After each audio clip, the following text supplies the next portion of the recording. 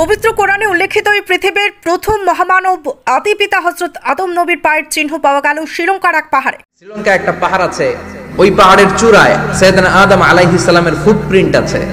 সম্প্রতি 5 ফুট 7 ইঞ্চি দৈর্ঘ্য এবং 2 ফুট 6 ইঞ্চি প্রস্থের আদি পিতা আদম নবীর পায়ের চিহ্নের কারণে এই পাহাড়ের নাম দেওয়া হয়েছে আদম চূড়া।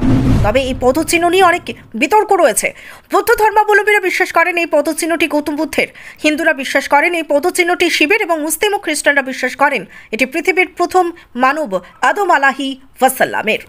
শ্রীলঙ্কা একটি দ্বীপ রাষ্ট্র, আর এই দ্বীপ রাষ্ট্রে একটি পাহাড় রয়েছে। পাহাড়টির একটি অংশকে আদমচূড়া নামে জানা যায়। ইসলাম ধর্মাবলম্বীরা মনে করেন পাহাড়ের মুসলিমদের আদি পিতা এই পৃথিবীর প্রথম মানব হযরত আদম আলাইহিস ওয়াসাল্লামের পদচিহ্ন রয়েছে। গুগলে আদমচূড়া সার্চ করলে একটি পায়ের ছবি দেখা যায়।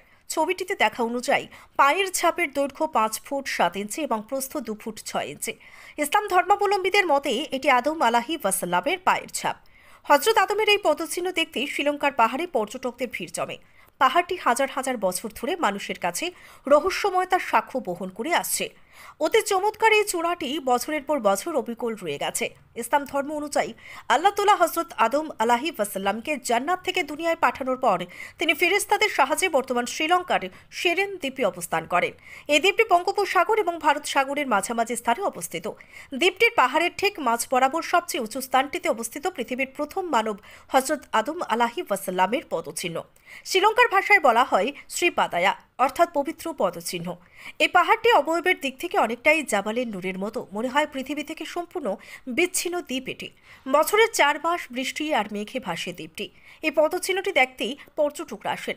পর্যটকদের পাহাড়ে উঠতে সুবিধার জন্য 1903 সালে পদচিহ্ন সম্বলিত পাহাড়ে ওঠার পাথর দ্বারা সিঁড়ি বানিয়ে লোহার রেলিং দেওয়া হয়। পাহাড়টিতেই আদমচূড়া নামে জানা যায়।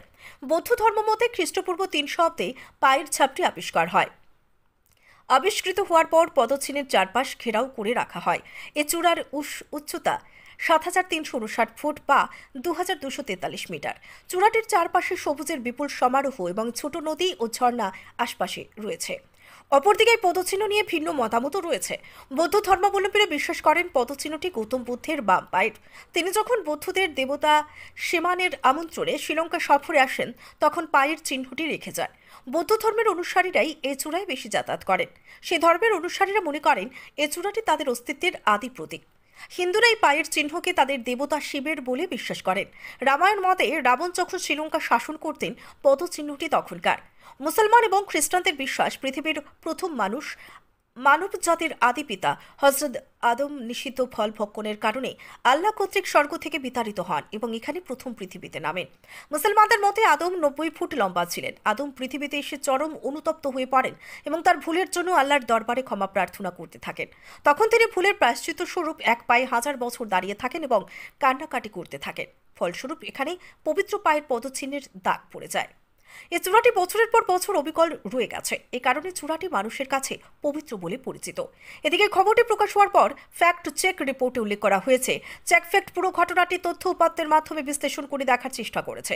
অনুসন্ধানের প্রথম ধাপ হিসেবে পোস্টের সাথে জুড়ে দেওয়া ছবিটি দিয়ে গুগল রিভার্স ইমেজ সার্চ করা হলে স্টেমেট নামের একটি ব্লগ সাইটের লেজেন্ড এবং ফ্যাক্ট তাপক তুয়ান সিটি শিরোনামে একটি ব্লগ পাওয়া যায়।